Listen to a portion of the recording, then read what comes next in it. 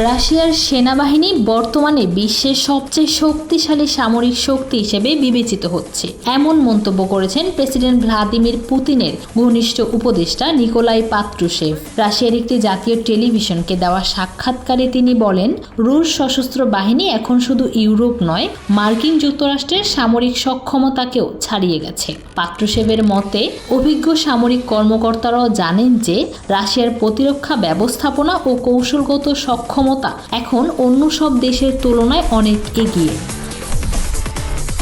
তবে তিনি সতর্ক করে বলেন, শুধু সেনাবাহিনীর শক্তি যথেষ্ট নয়, আন্তর্জাতিক চ্যালেঞ্জ মোকাবেলায় দেশের জনগণের সমর্থনও অত্যন্ত জরুরি। তিনি উল্লেখ করেন, পশ্চিমা আগ্রাসন বা হুমকি প্রতিহত করতে হলে জাতীয় ঐক্য, রাজনৈতিক স্থিতিশীলতা এবং অভ্যন্তরীণ মনোবল খুবই গুরুত্বপূর্ণ।